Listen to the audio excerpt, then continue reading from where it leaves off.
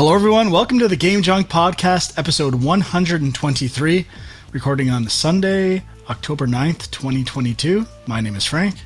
My name is Sean. And my name is Andrew. And we will be talking about Steam Next Fest. A lot of demos dropped this week. We tried out some. Huck fit some in today, too. Sean and I did an impromptu live stream last night playing some of these. I believe it is still available on YouTube. I don't know how long it's going to be up there on youtube.com/GameJunk. Yes, it is Sean, there. I looked like you put some chapters in there. You were really... Yeah, I mean, I agree. I'm still undecided if it needs to be left up indefinitely, but I thought, for the people who missed it, we'll leave it up for a bit, and yeah, the chapters, so you can jump to the different games we played. Come on, what are we, film junk here? Were we locking content? Get out of here. That's staying up. I don't know what Sean did with the video. I did trim the beginning part where the quality was garbage, so... Well, what about the part where we don't know how to stream? It was a disaster. Yeah, there was a little bit of that. I mean, co-op streaming is a little more difficult than solo streaming. Definitely. So did you guys do it on just YouTube, or did you also do it on the Twitch channel? Just YouTube. I was trying to figure out if you can do to both at the same time through OBS. I think you can't. I think you have to use a third-party service. So if we do something in the future, maybe we can figure that out. Well, it's Thanksgiving here. Now, do you guys think Sunday is Thanksgiving or Monday? Well, Monday is the holiday. So the whole weekend. The Sunday. So happy Thanksgiving if you're in Canada. And I think we'll be what we played, not too much, but Hades, I'm finally done with that. And Sean and I both beat Islets. So we'll talk about that a bit. And you got to talk about the Steam Deck, no? Oh, shit, I forgot. I got a Steam Deck. I'm Steam team all the way. And all that's changed in my life is I went from playing Hades at this desk to Hades in my bed. All night, every night. So... at the very least, the Steam Deck has kept me up on average 2 hours later every night than usual. Having it in my bed just changes when that last run takes place. And but it's done. Hades is done. All right, Steam Next Fest. I don't know how we want to do this. Do we want to start with a game that we all loved, or do you want to do the one we did first, Sean, in co-op?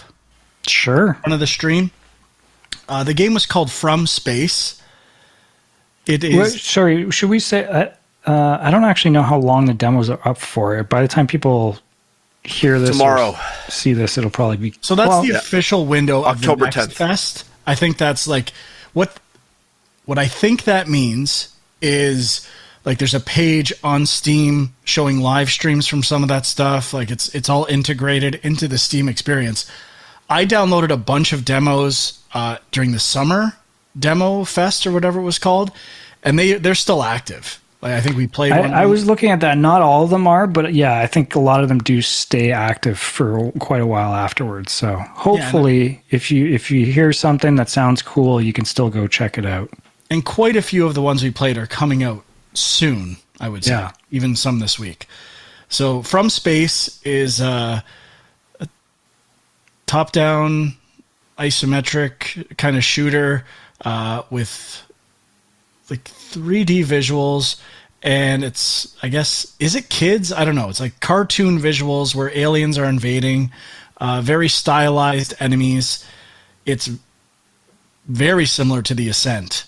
We played The Ascent with Film Junk. It's a cartoonier version of The Ascent where you're destroying these hordes of aliens. Co-op. Sean and I played co-op, which was pretty good. Some influence from Left 4 Dead in the quest design and what's going on there. I liked it quite a bit, especially in terms of the art style. I generally like those twin stick shooter controls, so I'm already gonna, unless it's really bad, I'm gonna like the general mechanics. So I liked it. I didn't love the game. I thought that the missions got The user experience is what I complained about in the stream. I didn't really know where I was supposed to go, what we were supposed to be doing. Maybe there's a better intro to this stuff in a single player or non-demo, but it was very similar to the Ascent. It felt a little flat in terms of missions and quests. Sean, what did you think? Yeah, I would agree with that. I mean, I think a lot of these games generally are fun with friends, not as fun on your own. And this one, I mean, it's cool that the demo is a multiplayer demo that you can play co-op. Somebody on the stream was asking this, and I still don't know for sure if it's more than 2 players. I assume it's up to 4. That's what I'm guessing, but I don't really know. But yeah, I mean, it's cartoony art style, kind of reminded me of like maybe slightly influenced by Among Us, but obviously it's 3D. And yeah, it was fun, but I could see it getting repetitive potentially. Yeah, it took us a while to kind of establish the loop of the game or what makes it interesting, because we just started with these basic guns and it felt like a lot of games I've played before. Then a bit later, I started getting the flamethrower and some cool weapons. So there is some potential. I just think the demo could have done a better job of like showcasing what's cool about this game. I think that's true with a lot of demos. Like not necessarily thinking about the tutorial, but presenting like the hook aspects of these games in a better way. I don't think it really did it.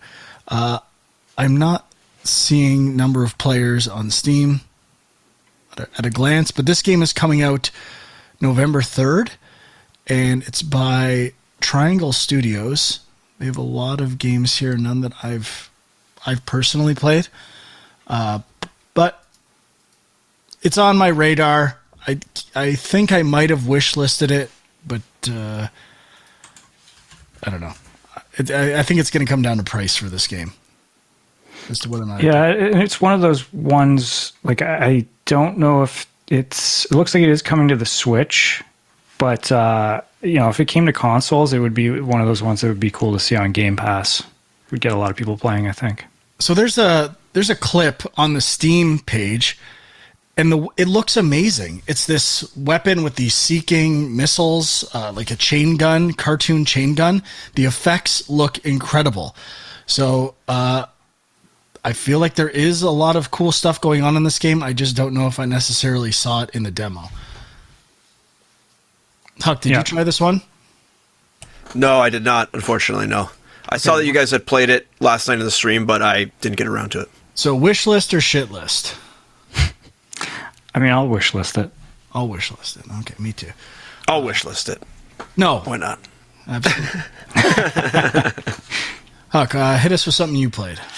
Well, I know you guys played this one, so let's talk about it. 9 Years of Shadows, which is a Metroidvania type game. Metroid-like, sorry, my mistake. That's what I like to hear. And your character has like this axe staff type thing that she swings around, and I thought possibly a halberd. Possibly a halberd. Oh yes, on the live stream. That's definitely what it is. And I would say that the controls felt good. It felt responsive. I thought, the strong and light attacks were a good. Like the light attack was quick enough, and the strong attack was not too slow. So I thought it was nicely paced for the action. I thought the speed of movement was good. I thought the enemies that you came across were interesting enough for like the first area for the demo. I did think there was a little bit of the Metroid Dread issue where there's like a wall you need to break through, and it doesn't really tell you need to, or that it even can be broken through. And did you guys get to that part? I'm not sure. I found 2 walls and I broke them immediately. Oh, okay. Yeah, Frank pointed out that he was really good at finding secrets in games, but I mean, it wasn't really a secret. You were supposed to do that. So yeah. Yeah. The top one you weren't supposed to. The bottom. Oh yeah, that's true. The second one you were. Dude. Don't even go there. But I mean, there was no prompt of that even walls could be broken in the game. So that I recall anyways.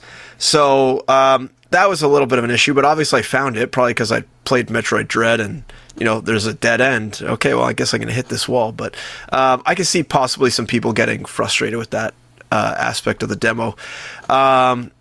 And I didn't really understand the health. I probably didn't read it right, but I thought I could heal myself. You guys were explaining it to me before the show that you only get 2 hit points, basically, and then the rest is a magic bar for your kind of like directional shot that you can shoot out, which you do with the right trigger, or right thumbstick. What did the companion keep saying? Zwizzy, or some bullshit like that? Yeah.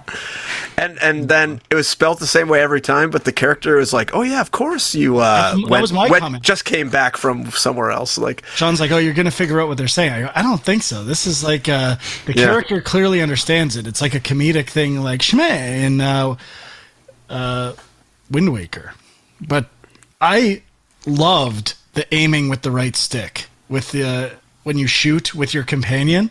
I thought that like you could do a full circle around your character. I thought that was fantastic, especially playing Islets recently. And there's a shooting mechanic in that, and I don't dislike that one, but I want that freedom of aiming. And the lock on felt really good. I really enjoyed my brief time with this with 9 Years of Shadows. And I'm really looking forward to it now.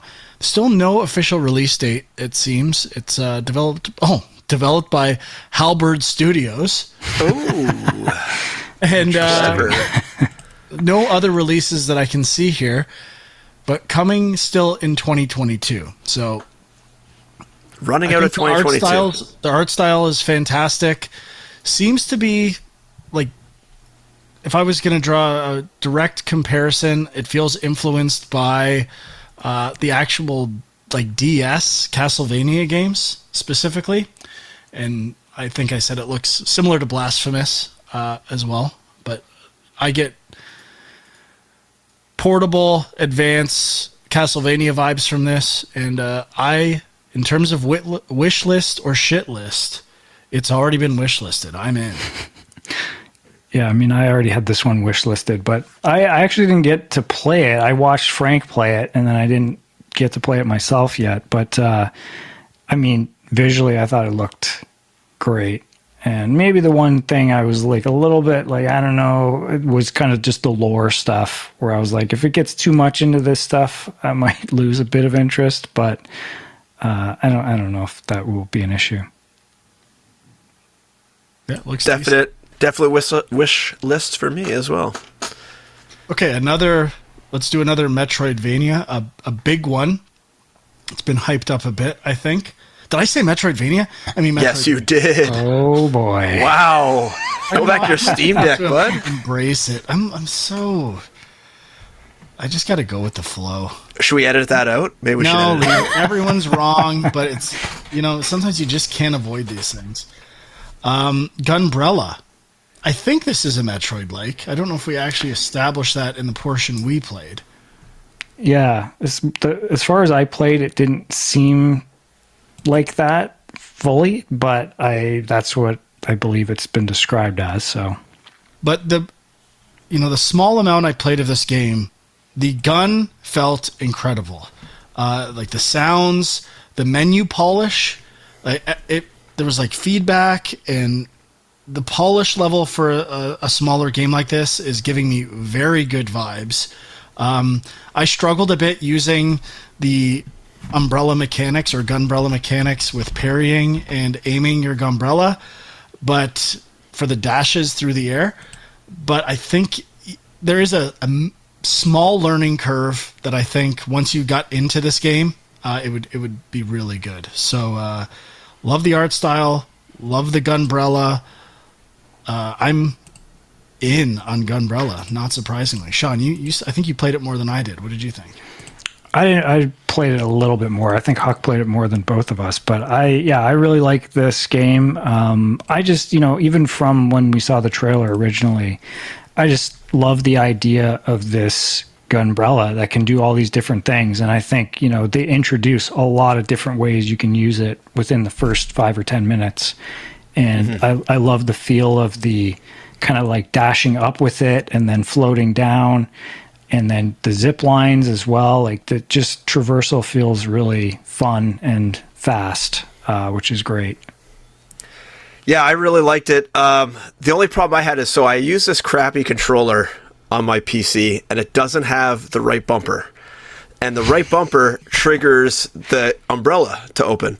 So I had to use the mouse and keyboard, and it was pretty challenging to do some of the stuff because like jumping and gripping onto walls while you're trying to use the keyboard is not fun.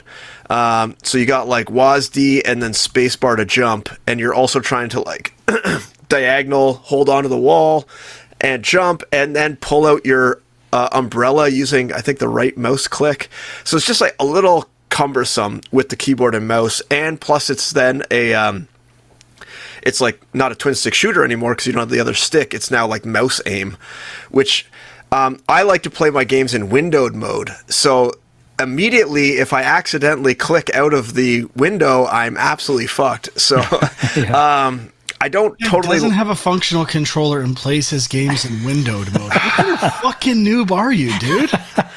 I'm a noob who's like taking notes at the same time while he's playing these games, man. I'm preparing for this show by taking my copious amounts of notes. So dedicated. Oh, I know. Yes.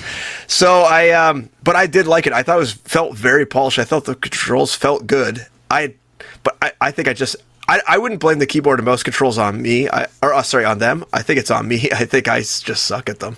So I thought it felt good. I thought it looked polished, like you guys were saying. The like shotgun you have has like really a weight to it.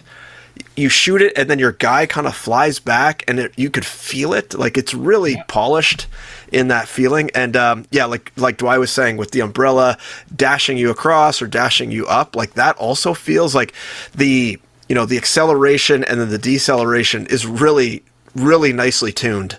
So I've got high hopes for this game, and I will hook up a proper controller while I play this game, probably through Game Pass later on, or through the library. Is this actually confirmed for Game Pass? No, it's not. I'm just saying that. It'll come. Okay. Everything's coming to Game Pass, baby. Developed Well, by you know these days. one of my favorite developer names, Doinksoft. And Now, did you guys play their first game? I looked it up. It's like Gato Gato Roboto? Roboto, and I've heard of this game. I recognize the title and the thumbnail, but I've never played it. Yeah, I played it. It's good. It's pretty short, but it's another solid Metroidvania. oh, it is a Metroid-like. Yeah. Interesting. It's got That's a great immediately change. Game Boy art style. It looks neat. I just wish listed that. But getting back to Gunbrella, wish list or shit list? Definitely wish list. Wish all the way. I don't know if I'm going to have a shit list.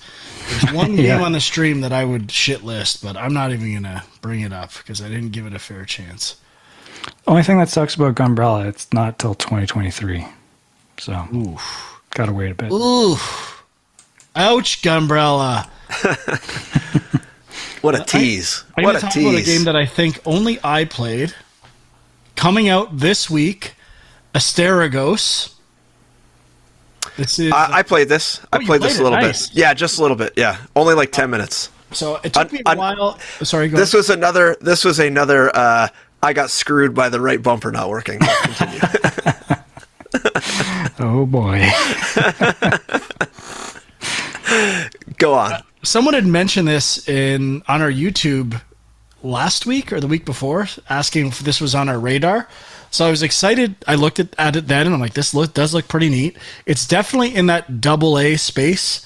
I'm thinking Kenna, Bridge of Spirits, Phoenix Rising or whatever it's called. No. I'm losing it. What was the Hellblade? Hellblade was a AA really polished game. Kingdom of Amalur or whatever. No, it was Hellblade was the game I was thinking of, but also Biomutant. These games that are bigger, third-person action games, not with the budgets of a God of War or a Naughty Dog game or something like that. So they're playing in a slightly different space. This one seems to be following a Souls-like model. similar to Fallen Order as well, that had a simpler approach. It's more about having resting spots and enemy respawns than it is about being a punishing difficulty, from what I can see. But it has a cartoon art style that I think is really nice. The backgrounds are somewhat photorealistic, but the character is, definitely stylized. But where this game shines, the first boss, I gotta get the name. I forgot it again. It's this huge crocodile boss, and it looks incredible. I'm pretty sure they've used this in a lot of the marketing material. I don't know if every boss or enemy is like this or up to this level in this game, but if they are, this is definitely going to get picked up this week for sure. I might check out some reviews. I think it's going for $40 retail.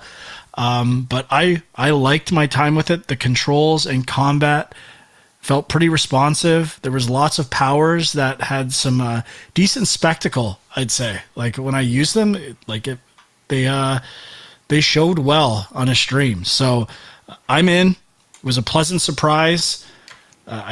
We'll see if it holds up. Kenna was kind of like that too. Looks awesome. Love the idea. Didn't hook me over like 2 or 3 hours. But I'll probably pick this up this week. Huck, what did you think? Yeah, I liked it. So the right bumper screwed me because you get to the first kind of like, I don't know, mini boss guy or whatever, and he's got this like shield up. In order to beat him, to break his shield, you need to use your skills, and you use the skills by holding the right bumper and then doing another button combo. So I couldn't do it, so I just quit. But I was definitely enjoying it, and same thing. I liked the art style. I thought it was like really like what's the word I'm looking for? Like the characters and the environment really fit well together.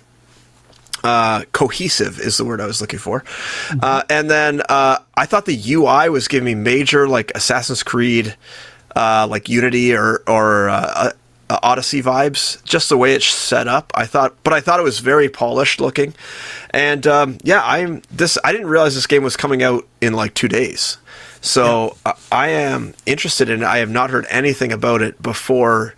I think I had downloaded it before you guys mentioned to look at it, but I had never heard of it. What I did is I went on the Steam Next page, and for every category, they had like, top downloaded demos, and I basically just downloaded the first 1 or 2 out of that category, and this was one of them. So that's why I had it. And I just want to clarify something. I wasn't being dismissive, although it might have sounded like that when you said someone mentioned Immortals Phoenix Rising, Ubisoft game. And I was just saying, like, in terms of it, I wouldn't call that a AA game. Like, that's kind of AAA. But art style-wise, it is very similar. It's got that's more what I was referring to. 100%. I completely agree. Where that game was clearly trying to be a more, like, accelerated, faster version of Breath of the Wild. This game is similar art style, but I would say Fallen Order would be the closest comparison I would make. Yeah, so I never even really got to the Souls-like aspect of it. I didn't die or anything, so I didn't even really experience the game at all yet. So I am definitely interested in it, and I hope it does well. The developer is Acme Game Studio, and I'm not seeing any other previous games, so could be a good first effort there. Mm-hmm. Comes out this Tuesday. I have wish listed. Indeed. Sean, I think you're shit listing this thing, eh? I mean, I wouldn't say I'm shit listing it, but someone's got a shit list. It's not at the top of my wish list. I'll say that. But no, it looked good. It maybe a tad generic, but it's still. Dude, you know what? I got to find out the name of this boss. Because once you get to that boss... It was Ravenous the Devourer. Ravenous the Devourer. I lost my shit when I saw this thing. It is really cool. Anyway. Yeah, cool boss. I agree. You know what, Sean? I got to call you out on this. As soon as you saw it was Souls-like and I had to redo a whole section again, you were out. Admit it. Yeah, I mean, I'm not gonna. So many games are Souls-like now. I don't think I can write off that entire subgenre, but it's a deterrent for me for sure. Did you beat Fallen Order? Yes. Beautiful. This guy's playing games these days. It's It's like a real gamer again. getting better. Hey, I'll briefly mention he beat me at Arkanoid. It's a battle royale Arkanoid. Oh, boy. We were the only two people playing, and Sean finally bested me. My thought was it was That's embarrassing. all AIs we were playing against, 25 AIs. So Sean is an AI, so it was stacked in his favor. But he beat me. I have to admit, he destroyed me at Arkanoid. Yeah, I mean, I don't know what to say. Things went my way there, but I like the Arkanoid battle royale game. yeah, it was cool. Like, I mean, in general, just like Arkanoid, I feel like obviously you've got Tetris Effect and games like this that kind of try to revitalize an old arcade game, but add some psychedelic visuals, and it's kind of in that vein. But obviously, seems like is it just battle royale, or is there like a single player component as well? I believe it's just battle royale.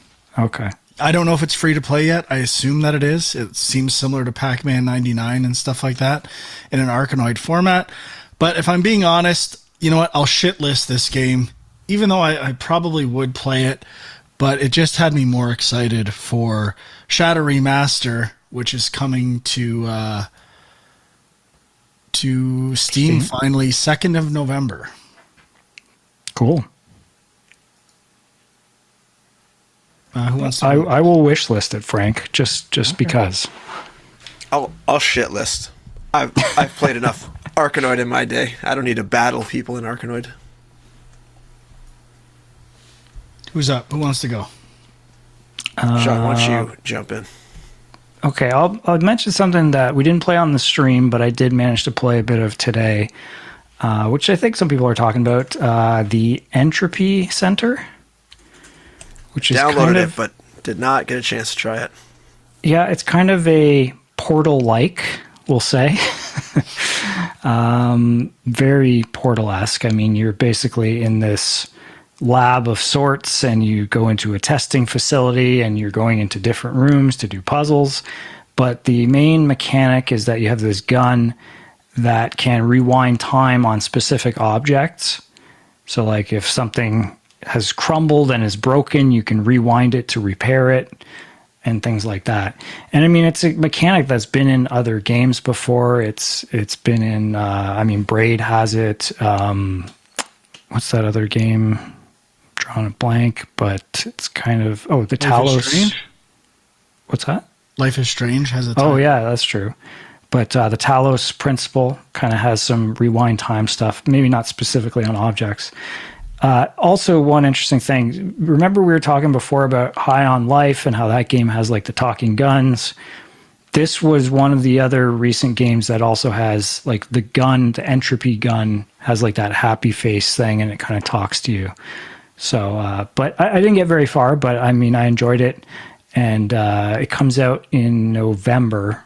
So I'm pretty sure. I mean, it's definitely going to get wish listed from me. 3rd of November.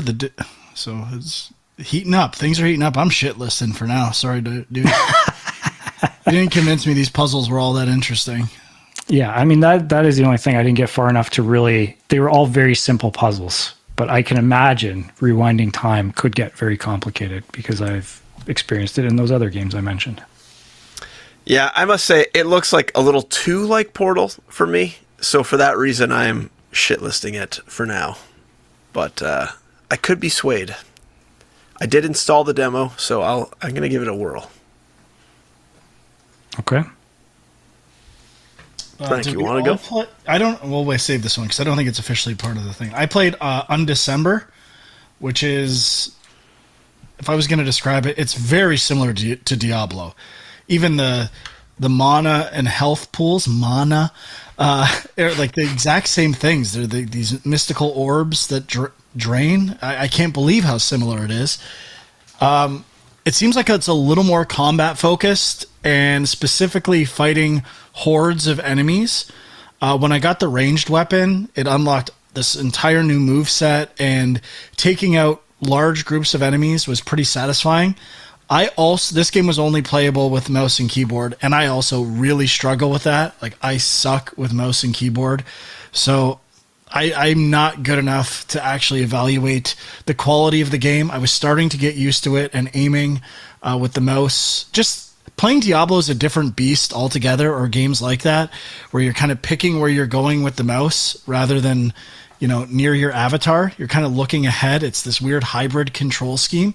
So definitely takes some getting used to, but there was potential. I think it was one of the top played games that I saw when I was deciding what demos to pick. But I don't know. It's very similar to Diablo. I don't know if it is quite as if the art style is as gripping as Diablo's and Blizzard's ability to create compelling art. I'm trying to find out the price. Like, I don't know if it's free to. I don't think it's free to play. And there's no current release date slated, but I would kind of come down to price on this one. If it was a full price game, I'd be out. But you know what? I'll give it a month. You can always wish list it, and then when it gets released, decide based on. So I'll wish list it. This one doesn't have a release date yet, because I swear, didn't we look this up and it's also coming to iOS? Like, I'm pretty sure it's listed on the App Store, which you would think that would mean it's coming soon, right? So yeah, I don't know. And on the Steam page, it says cross-platform multiplayer and in-app purchases, which has me leaning more towards free-to-play. Yeah, I think Definitely so. seems like it. When I looked it up, it says free, because there's two listings: Undecember demo free and Undecember free. So I think it is free to play. October 12th says on the App This Store. week too. Yep. I really want to be in on the ground floor on a free to play game. I always find like I'm always getting in late on these things. Well, you Don't got keep up 3 with it. days to decide. You know what? Undecember, I'm coming for you for an hour. Hey, that's still ground floor. It felt a lot like Diablo, so It looks identical to Diablo. not sure in a lot of exactly how I ways. feel about that, but it did feel like it was its own thing in some way. Wish listed. Yeah, I think I'll wishlist it too. Why not? Why not? It's free. It's free. Price is right. That is my price point. Yep, wish list for me too. Did any of you guys play Braver? I think I wrote this down long. Bravery and Greed. Nope. Is that right? It's like a. That is how you say it. That is. So it is like a roguelike hack and slash 2D side-scrolling action game kind of thing, and the art style had kind of captured me because it's very colorful and there's like a lot of contrast going on. I think it might also be multiplayer. Yeah, it is multiplayer. So I was looking into it and I tried the demo, but I really didn't like the controls for what I played. It felt, the character movement felt sluggish, and then jumping almost felt like slippery. Like I wasn't really in control of my character, and I really wasn't liking it from what I played. Now, I didn't give it much of a shake, but it's because it kind of turned me off right away, to be honest. So I was kind of disappointed. I thought it had a lot of potential, but like in these kind of games, I feel like you want to be moving quickly and having your character be very responsive, like we saw in 9 Years of Shadows or whatever it's called. And this game, I didn't get that feeling at all. So I was a little disappointed. And also you remember how you're talking about the slick UI of whatever game, Gunbrella? This game was like the opposite. You load in and then you hit start and you're highlighted on this button that says adventure or something. I can't remember. So you hit A, and then it changes to like PvP, and you're like, what the heck? Is this? What did I pick? And then you hit A again, and it changes to like something else. And so this button that looks like an accept button is actually like change your game mode. And in order to actually go in and start the game, to the right of this, there's like a list of your characters. It's kind of like the lobby. So it has your player, and you have to like go over and then go down and select this little check mark that's there in order to like actually get into the match. So it just wasn't laid out nicely. And they're like, if you're going to have a toggle for game modes, like I would think you would want some sort of like arrows so you can go left and right in like a list, not like a button. Like I just wanted to start my adventure, so I clicked the adventure button, and that was not how you start the game. So I was a little turned off kind of like right away by weird UI choices and just UX, like user experience, things that didn't seem right what they had done. You reminded me of two things I wanted to bring up before. One, that getting into those types of games, especially co-op games, establishing a loop or how you play these, and I complained about the Ascent and From Space, and I was also reminded of Back for Blood, which the first time we played that, like you start in this lobby, there's no momentum, it has this weird, like it's almost laborious to get into playing an actual event, which makes me think of Left 4 Dead and how amazing the structure is of starting a movie. Like you start an episode with a title of something, and you just get thrown in. If people join later, they take over the bots. It's not like it solved this problem of giving context the second you jump into something, where these games are always struggling to create something interesting once you're in a session.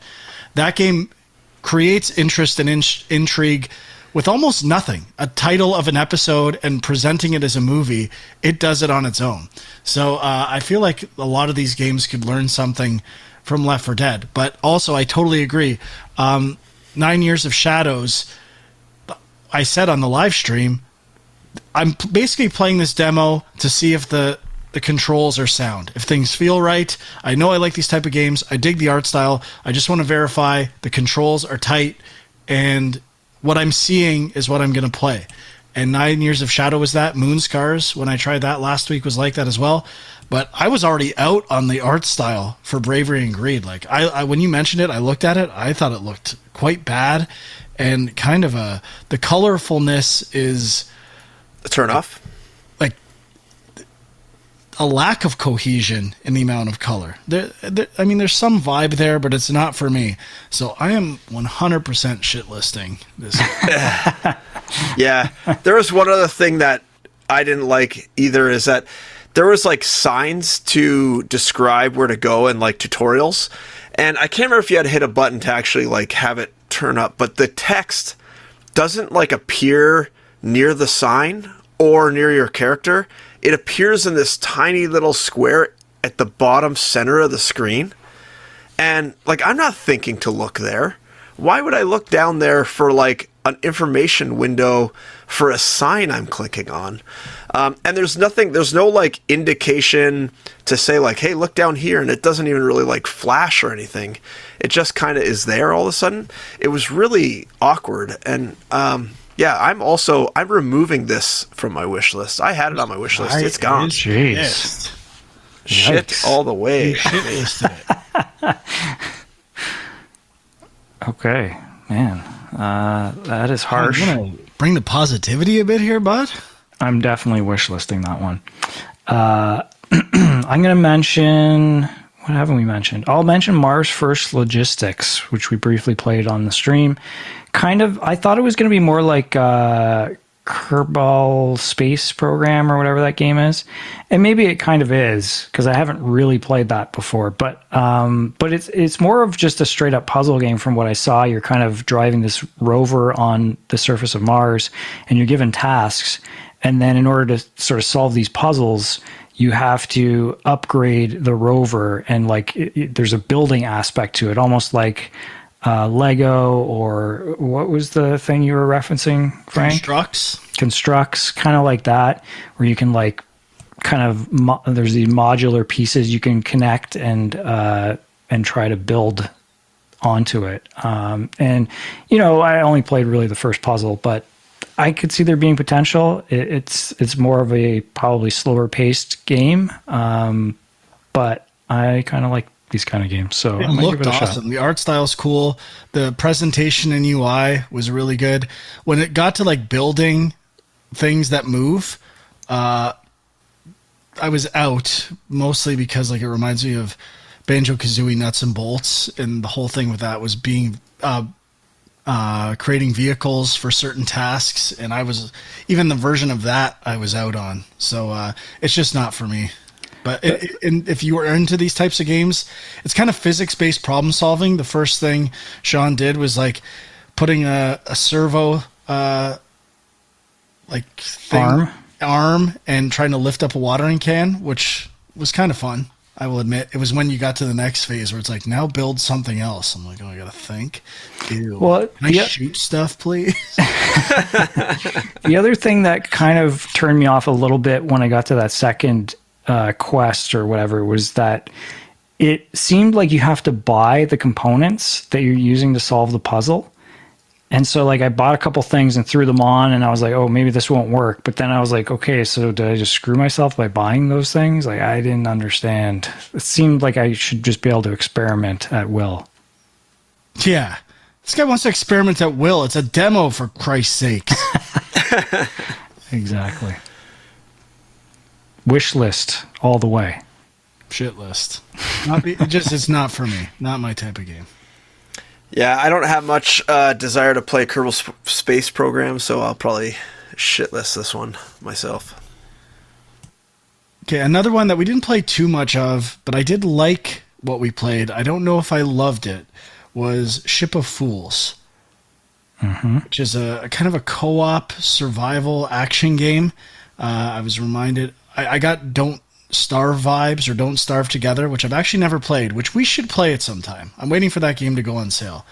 But, we were fighting these creatures at sea with our ship, and we had to communicate a bit. Lovers in a Dangerous Space-Time elements seem to be part of that, and communicating, or maybe mild Overcooked or versions of that, making sure you're communicating while doing things.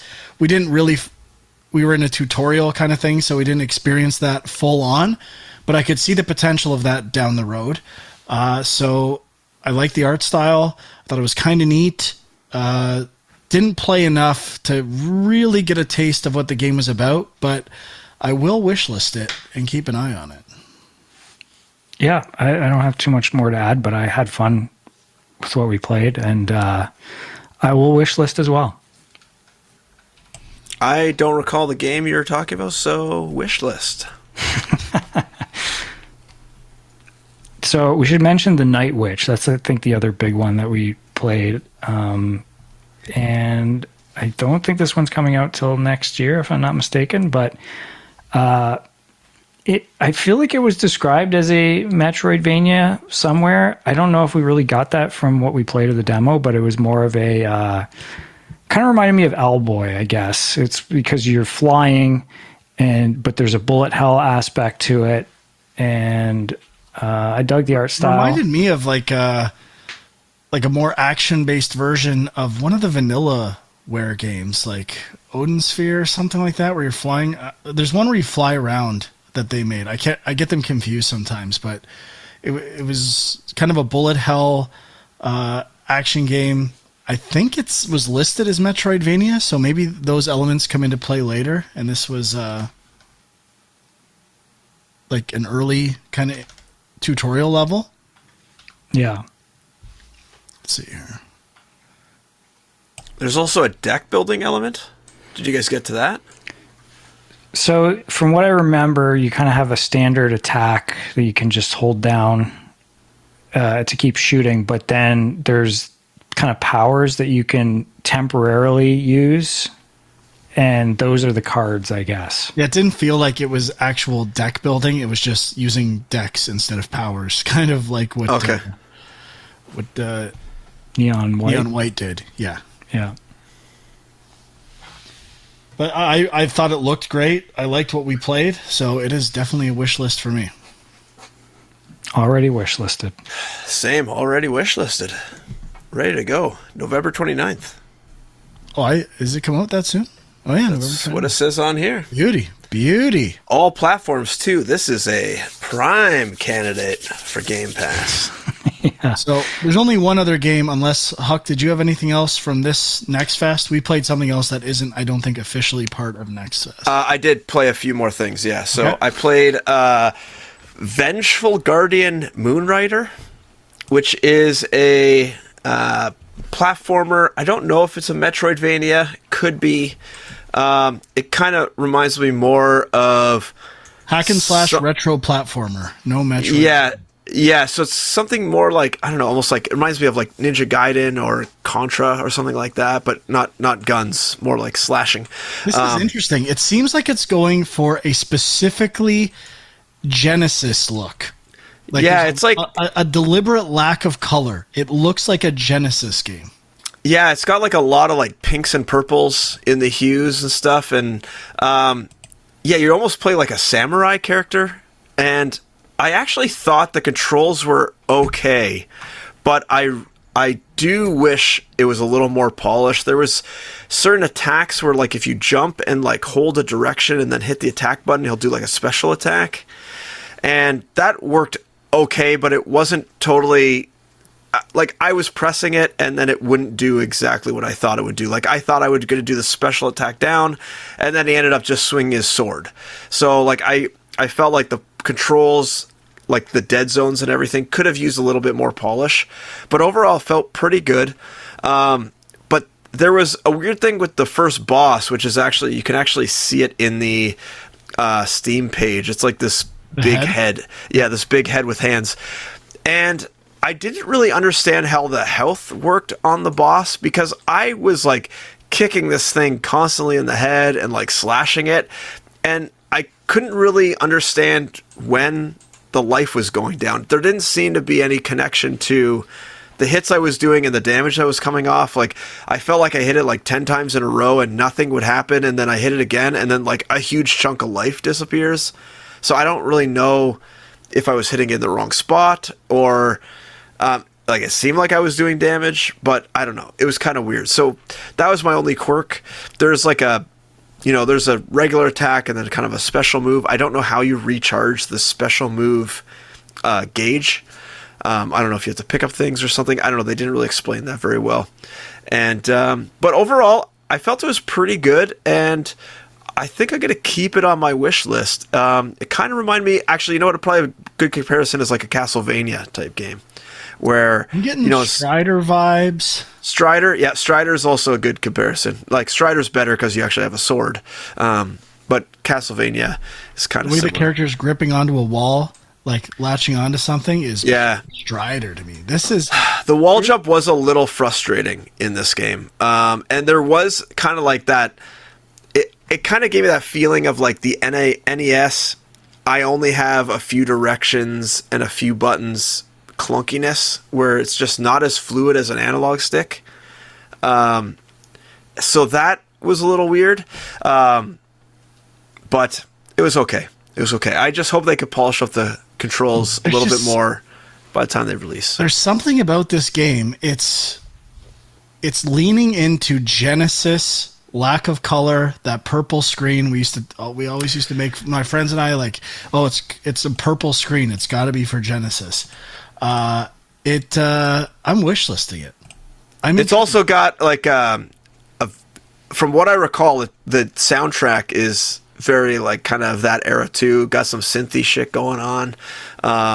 So it fit. I felt the music kind of fit the gameplay and that like era of game that you're talking about. So yeah, I'm going to keep it on my wish list. Coming out this fall. No official date. Sean, you're shit listing, right? Looks cool. I'm wish listing it. Fuck you. I am not shit listing anything. I refuse. The last game I played that I think is... Yes, it is the Case of the Golden Idol, which Sean said I must play, so I did. Yeah, because I want to hear what it's like, and I didn't get a chance to, so I'm glad. So It is very much like Oberdin, except instead of analyzing a scene and then trying to figure out the person and how they died, you kind of get thrown into this 2D still image, possibly two still images. You can kind of like go through doors, quote unquote. So you kind of get like one door and then another 2D picture. And then I played on, I guess, like the assisted mode, which they recommend, where it actually highlights all of the things you can investigate, where there is a mode where you have to just like pixel hunt, but obviously that's not the fun of these games. So you just kind of like click on everything, and as you click on each item, it'll have a little blurb of what it is, or possibly take you to a more in-depth screen with like text. And then if there is text, some words are highlighted, or sorry, underlined. So you can click on those words, and then they get transferred to this little bar at the bottom. And as you go through, there's like, let's say 15 clues, 15 of these underlined words in the game. And these can be people, names, places, things, actions, like kind of like verbs and nouns.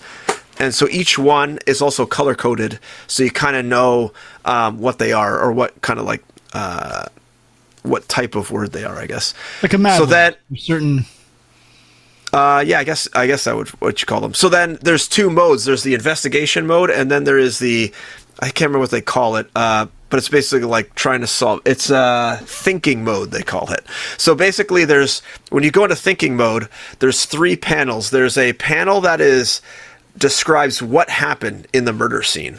Sorry, it is a murder game. You're kind of like a detective. So on the left panel of the 3, it's kind of a sentence or a paragraph of what happened. But there's a whole bunch of blanks that you have to fill in with the words that you've now discovered from below. And then the middle panel is all of the people that were involved. So everyone you see in the scene, you have to try to name who they were, which is very Oberdin. You have to kind of match up the person's face to their name in the scene. And then on the right-hand side, it is, it's usually like some other piece of evidence that requires more investigation, and you need to kind of like piece together more information about this clue. So overall, very Oberdin, just kind of more fleshed out, and there's not so much of the, moving around in a 3D environment to try to like discover things around objects or things like that.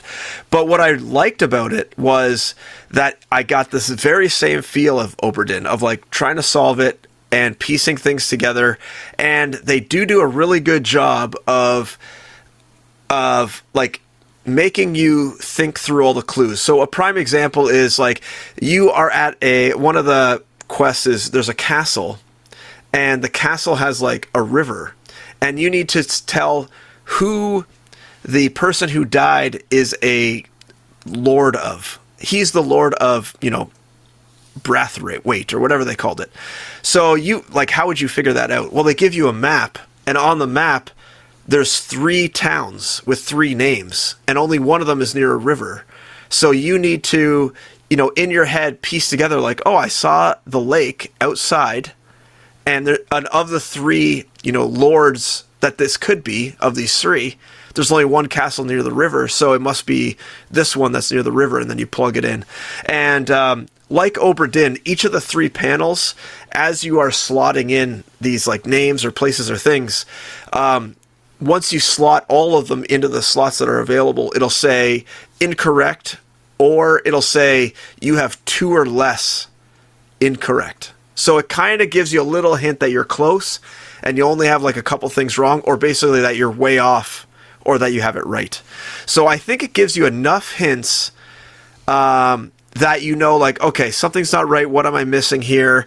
And there's like other ones that I just found like of all the, I think I did 3 of the cases, and I think there's 6 in the demo, maybe more, I don't know. But there was definitely, a panel of 3, and then I went on to the second panel of 3, started the 4th one, but didn't do it. But I was really impressed with how subtle the clues are, but also there's not a lot of clues. So basically you can piece together the evidence based on what you're seeing, and there's not like a lot of moving parts, so you only have so many combinations. So I think even if you were to just eventually try every combination, you would get it without like too much time, but obviously figuring out is much more enjoyable. And I thought they give you just enough clues, I feel, to get you to figure it out in a reasonable amount of time. I never really felt stuck or frustrated. And they even have like, one of them even has like a red herring in it. So you're kind of like, oh, it must be this guy. And then you plug it in and your answer is completely wrong. So, like, okay, something's completely off here. But yeah, it was pretty neat. I really liked it. And I feel like it's a game where I'd come to it, I'd play like maybe 2 or 3 of the missions or whatever, the quests, and then I'd probably have to put it down for a bit because it's kind of taxing to try to remember everything and remember who's who and try to figure out where everything needs to go. So I think I'd probably only play it in like half-an-hour chunks maybe until I beat it. But I really was impressed. I was much more impressed than I thought I would be. So It's kind of got an art style. This isn't meant to denigrate it at all, but like a grotesque LucasArts game. Is that? Yeah, I would say so. Yeah. Yeah, I was going to ask about that. Like between the art style and sort of like, I think what we saw in the trailers, it seemed like it had this kind of quirky sense of humor. Like, is that there or is that not really part of the I didn't really get that from the mission or whatever the cases I did. But yeah, it almost feels like some of the characters are like drawn by somebody who is not a good artist but doesn't care and like just like leans into it, and I kind of like that, and I think it's purposefully like strange. Yes, and I kind of dig it. It's weird. I like it. It's got a vibe going on that I it's intentional. It's totally intentional. Yeah, I would recommend it. I'm wishlisting this baby all the way. I wishlisted it. Comes out this week, this Friday. Oh yeah, holy shit! Yeah. This week is just becoming crazy. Interesting. Yep, it's on my wish list as well. And Scorn comes out this week as well. All right, last one. Which is not officially part of Next Fest, to my knowledge. Agent 64, which I downloaded as part of that summer demo fest, which is a parody, tribute, homage, ripoff. I don't know what we're calling it. All the above. To GoldenEye, with Nintendo 64 style graphics, sound, character models, trying to recreate the feeling and the vibe of GoldenEye for Nintendo 64 specifically, as we were debating whether it's officially a boomer shooter. It's kind of slow and methodical. It's halfway there. I don't really know exactly what defines a boomer shooter. I think part of it is speed.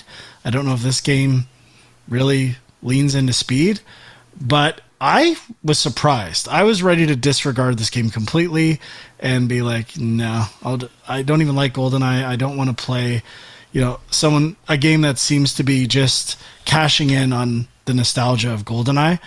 But I liked it. I thought it was the weapons felt pretty good. When you finally get to aiming within the screen that GoldenEye did, it did it pretty well.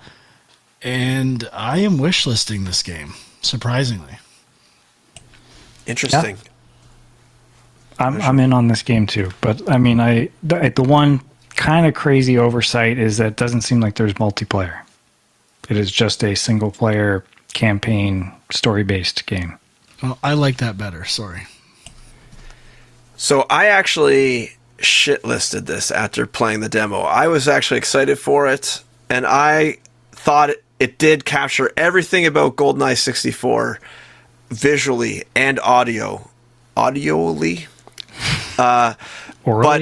Orally. But there was just like something missing about the tasks you had to do. Like they definitely tried to incorporate all the things, but I don't know if it was like the objectives being listed on your watch or whatnot, whereas I didn't really know where to go. I felt like the level layouts were pretty uninteresting. And especially like near the end where you kind of just like run down the stairs and then run out the door. I'm like, okay, that's it. That's what that was. Like, That's what GoldenEye was, though. yeah, I know, but I felt like GoldenEye had much more interesting. Like, if you were to put a demo for GoldenEye together, you would do Facility probably, and Facility, which they ripped off the opening scene of like beat for beat, except added way more guys in that fucking bathroom. But like I don't know, Facility had interesting stuff where you had to like find the key card to get into the back area, and I mean this had this too, but it wasn't hard to find. Like there was only one room or maybe two rooms. So I mean, it's tutorial, bud. I know. I don't know. There was something about it that I didn't get sold on. So you guys buy it. You guys tell me it's awesome, and then I'll circle back around. But right now, it says it's early access, but Yeah, we were talking about that last night. It seems like it's out in early access, but you can't actually buy it yet. So I don't know if that's coming soon or what. Isn't it? Yeah, I guess maybe they're just saying it is going to be an early access game when it launches. Yeah. Man, that's actually making me want to shit list it. Like, it really seems like more of a marketing thing. But you know what? Fuck it. I'm keeping it on my wish list. It's cool. All right, anything else from the Next Fest? I had a lot of fun actually playing these demos, even though it's completely pointless because you can't get achievements, worthless time spent. Back. It was fun. Did anyone play Road Warden? This is a game I really, really want to try, and I just have not. It's all one word, Road Warden. It's kind of reminding. It's giving me those like narco vibes, except not as colorful. Yeah, I'm looking at it right now, and it looks like a snooze fest. Illustrated text-based RPG. Yeah, so I'm like interested to try this game because it does seem like it'd be something up my alley, but I haven't got a chance to yet. I'm looking at the either of you guys. Oh, it was already on my wish list. It does feel like more of a game for you guys than it does for me. But the publisher, I looked at, they have a demo out, Movie House. Sean, manage your own movie studio, hire talent, write scripts, and shoot the movie of your dreams, all while balancing the whims of your fans and critics. So is this like a J stream coming up? Premium? It's a movie simulator. Maybe. It could be good. Oh, it looks like Road Warden's already out. You can purchase it. Oh, yeah, September 12th. Look at that. It's only $10 or $12.50 in Canada because our dollar. You brought up a game that's already out for Next Fest, dude? I guess so. I was just wondering. I didn't realize. Dude, just buy it. I have to buy that. It's on my wish list. Well, you should have got an email that it's for sale. It's available. Buy it if you love it so much. Maybe I will. Okay. Anything else anyone played? We're going for Steam Next Fest or outside of that? We're getting into what we played. Next Fest is over. It was a smashing success. Congrats to all the games that we played. You've done wonderfully. I'm glad you got attention and wish lists greater than your heart's desire. Now back to things that are real with achievements and trophies. And real games. I'm going to go first and say Steam Deck. I said I got it. I really didn't talk about it much. I have two thoughts. I was playing it a lot. And I was like, yeah, this is cool. Do I regret spending this much money on it? I'm not sure. But after a while, I'm like, you know what I haven't thought of once in like the 20 hours I've played this thing? That this thing's uncomfortable. It is really comfortable for my hands. I don't know if that's partly a personal thing, but it feels really good. The only thing that feels a little out of place for me is pushing in the right analog stick. That was the one thing that, for my hands, felt awkward. But I like the screen. I like the feel of everything. The fan is kind of loud. Comes on quite a bit. It gets hot. That's my other mild complaint. Yeah, I didn't notice that, but I guess I wasn't really playing a lot of games that would push it at all. So all I played was Hades. So I didn't think it would push it, but I played that game on the Switch. That doesn't have fans going off all the time. So, what's the deal? And I had one last thing. Oh, you can't download without the screen, like in rest mode. It has to be on to download games. What the fuck? Are you kidding me? I just wanted to set up a bunch of downloads, check it later. I have to leave the screen on? You can. No, I think you can set it that the screen will turn off, but it still has to be in awake mode. Yes. Yikes. Yeah. Also, we'll mention I bought the docking station as well. Cool. Fuck, I'm already pot committed on this thing. I almost bought a Valve Index this week too. I'm fully in. Steam team, baby. Let's make it happen. Yeah, when I commit, I commit hard. I'm doing the demos, the Next Fest. Oh yeah. I haven't touched next you're gonna get into a month. Next, you're going to get into the trading cards. This could be a disaster for you. PlayStation Stars, too little, too late. Haven't even looked into you yet, bud. You gotta get some. That's no longer a blue haze. That's like a steamy haze back there. Yeah, that's something. But I'm done. Hades. Hades has been completed. I think is what we call it in the Steam world. Every achievement. Only things I didn't do was forge 2 bonds, which is like RNG based and taking forever. So I'm shutting it down. I love Hades, but I have gotten my fill. 100 hours worth of Hades, not including what I put in on other consoles. And that's a big commitment. Scratch one off the list of shame and scratch it off with 3 lines fucking ripped through the paper. I destroyed Hades. Oh boy. Yep, big time. You went hard on that one. So what's next? Good for you. Hollow Knight? I think so. Whoa. Looking at you. Hollow Knight. That is a good one. Good choice. It's so hard to platinum it. Yeah, right. I'm coming for you, Hollow Knight. Okay. I played 2 games. The first I fired up Castlevania Anniversary Collection. Because I have never really played any Castlevania games except for Symphony of the Night. So I was like, you know what? I'm going to give these games I want to see if the first one actually is a Metroid-like and came out the same year that everyone says and should be considered Metroidvania. I guess you found out that's not the case. Oh, Castlevania 1. No, definitely not. There's no I think Castlevania 2 is, though. I don't think it is. It's kind of more like... Actually, I guess that's kind of more like Zelda 2, isn't it? Yeah, it's similar to Zelda. The one that even gets close to it is Castlevania 3, but even that I don't think is. So anyway, I'm still perplexed by people who defend the term Metroidvania.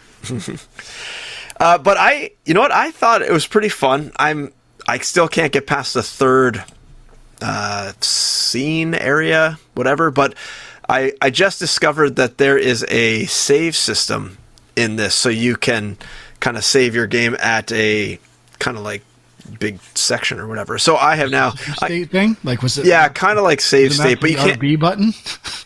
No, it's on the LT button. I'm safe, but I don't know if it saves it in game. I think it's kind of saves it. I don't know. I haven't tried it yet. I saved it, but I haven't loaded yet. I'll let you know. I'll report back next week. But yeah, I was like, why am I playing the first stage over again? This seems like a giant waste of my time. And it is. So I'm not going to anymore. But yeah, I was liking it. I was kind of surprised at how much I was liking it for such an old game. But I still thought the controls were pretty good. I don't know if they tweaked anything for this version to make it a little more quality of life things, but it feels like a Nintendo game, but it's pretty good. And then I don't know. I'll just jump into the last thing I played. I played and beat Beacon Pines, which just came out on Game Pass, and it is kind of like a adventure. It's basically an adventure game, walking simulator. I don't know I guess it would just be an adventure game. There's not many puzzles. It's basically story based, and it gave me. They have a weird story mechanic though, where they have branching storylines, but so you get to basically like the story branches where you need to make the decision, and how the decision is made is it kind of opens up this like literal storybook, and then it kind of gives you a little story, and it says, the main character chose to do this, and then you have to choose from a list of options, but those options, the options you get are things that you have discovered while playing in the environment or while progressing the story. So it is kind of like a choose your own adventure game, but not all of the options are available to you right at the beginning. So you do have to, they have this weird thing where you go off on weird branches, but then you unlock a new one of these things that can be used on a previous branch. So then you go off on that side, and then likewise. So you kind of bounce back and forth between the branches, and the story is kind of revealed. And at first it's very basic, and then it goes deeper and deeper and deeper. Kind of like it kind of feels like they took some inspiration from Stranger Things. I was going to say Oxenfree. I'm getting Oxenfree kind of in the cartoon Oxenfree in the art style, kind of thing, or the vibe, but definitely has both influences. But yeah, it was an interesting choose your own adventure mechanic, and just the fact that you could find these things around the environment so that you can kind of change your path based on how much you explore was kind of neat. I don't think they really have it so you can get blocked by not finding things, but you could definitely experience like other more comedic story endings.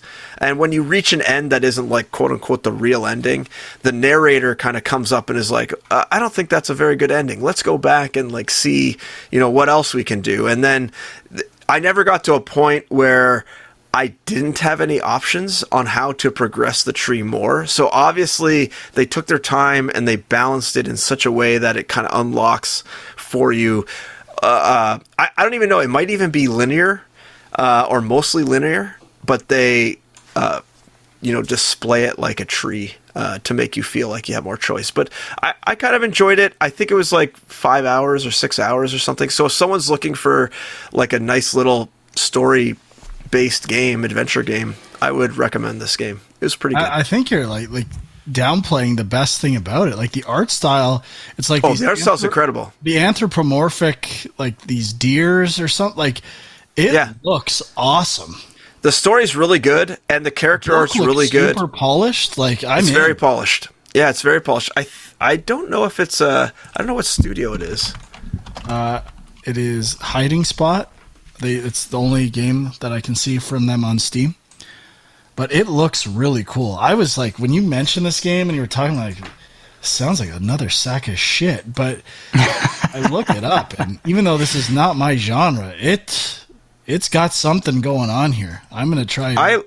I like it a lot. And yeah, it's on Game Pass for anyone that's interested. It looks like they have some iOS games other than this, but the iOS games look nothing like this. I love the character design, and I love the book and highlighting the making choices on it. And actually, I'm going to give a shout out to the narrator, like the actual woman that voices the narrator. She does a really good job, and I like, it was very memorable that she did it. I noticed it right away. So yeah, I would recommend this game for anyone that likes cute looking animals. It's a really attractive, really nice art style. And the game, there's not a lot of game mechanics, quote unquote. There's a little game mechanics here and there sprinkled in, but most of it is just like hunting around and clicking the A button on, little bubbles that pop up. But I enjoyed it. Yeah, like an adventure game. I really liked it. So I would recommend. See, it's described as a horror adventure game as well. Is there what's the level of horror in this game? I'm seeing more mystery. It's a mystery game. Well, I mean, the horror aspect is kind of like it's not Stranger Things in like the creatures, but it's Stranger Things in like the upside down kind of idea. It's described as a cozy horror game, so I guess kind of, two things that it wouldn't necessarily mix, but Yeah, I've seen some pretty positive reviews of this, so I'm definitely intrigued. Yeah, I liked it a lot. I would highly recommend it if anyone likes any sort of LucasArts game or that's not frustrating. This is not a frustrating game in any way. Cool. Yeah. Well, the only other thing I played, which Frank played as well, is Islets. I returned to it. It turns out I was almost at the end when I stopped, as usual, but I only needed another hour to beat it. Yeah, I really liked it. I mean, it started off, I liked the art style, but I was kind of like, it felt like just another Metroid type game.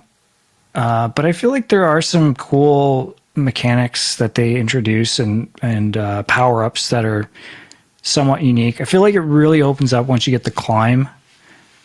Once you can start kind of running up walls, you're just able to traverse so much faster, and it feels really good. Difficulty level, I've read a lot of people saying that they thought this game was like kind of too easy. I didn't find that. I found like definitely the boss fights were challenging for me, although by the end, I don't know if you found this, Frank, so you can, as you progress and you get these power-ups, you kind of have a choice. So it's not like Metroid. Like there are specific power-ups you get that unlock paths to get you further in the game, but then there's these upgrades you get where you have a choice. You have 3 things you can choose from every time you get one of these things. And some of them you can choose like more attack strength, you can choose more health, you can choose more money, things like that. By the end, there's like sort of this like ground smash attack. I found that when you really power that up a lot, it becomes very OP. Like you can just spam it on boss fights. I didn't use ground smash at all. I did the boss rush today. I found all 60 power ups and did boss rush, and I needed it for the difficulty spike in hard mode boss rush for the last boss was insane. I was snapping, and in general, I really like this game. I'd give it like an 8.5 ish. Feels about right out of 10. But the one thing that is, a lot of design is subjective. You can see how someone might like it, even though I don't. The one thing in this game that makes absolutely no sense at all, skipping cutscenes, it takes 3 seconds. I want to skip it when I'm playing it again, especially in boss rush mode. I have to hold the button. Sometimes the cutscene's over by the time I'm done holding it. Yeah. How is this a thing? I don't understand how this could possibly happen. Yeah, definitely an annoyance. I will agree with that. It's completely meaningless. It really doesn't affect the gameplay, but it seems like, how did this make it into the game? In boss rush mode, it becomes extremely frustrating. I want to skip. That's the whole point. Not to watch 3/4 and then skip. Jeez, yeah, that seems really weird for boss rush. But yeah, I mean, overall, I thought it was really solid, and it makes me think. I mean, I think it's a smaller studio. It's a single developer. I think Kyle Thompson is the developer. Yeah, and so like I feel like it's kind of on a level with or it should be at least be talked about as much as things like Ori and those kind of games, but it is not getting that kind of attention. As a solo developer, it's a huge achievement. I don't think it's quite. I mean, I could see why most people wouldn't like it as much as Ori. I think I liked Ori 1 more than this. I think I like this more than Ori 2. But that's kind of because it's short and direct, which I really appreciate. The idea of, I love the map. I think the map is super well done. You get a different look when you zoom in, and the idea of the islands getting magnetized together plays out really well on the map. So, it's like design polish. It's lacking the polish on some of the mechanics. I could see how some more time this game could be even better, but art style's cool. The vibe's awesome. I really enjoyed. I really enjoyed Islets. I'm gonna try to 100% it, but there's a few achievements on there that I'm not quite sure what I'm supposed to do at this point. but it is good. No one's talking about it. It's this year's Kaze. Yeah, seems like it. Solid game. Is it on Game Pass, Islets? No. I don't think so. It's on the other platforms, I think. So, yeah, especially if you want a shorter Metroid-like and kind of unique. It feels different than other ones, where even 9 Years of Shadows, Moonscars, they kind of feel like other stuff that's out there. This one feels unique, in my mind anyway. Because you got the flying levels, the hub world. It's a little different, simple, yet very satisfying. Yeah, I agree. Good game. All right, is that it for everyone? Yep. I think so. All right. Next week, Scorn is coming out. Maybe we'll have played that a bit. I hope so. Some of the other games from Next Fest have releases this week, so there'll be some stuff to check out. And then the week after, Gotham Knights. I just want to put out there, I think we saw it on CD keys already for like $66 with tax. So I might pick that up soon. Definitely contemplating it. I never mentioned my conspiracy theory last week with like all the Sony games. I've already pre-ordered Uncharted on CD keys.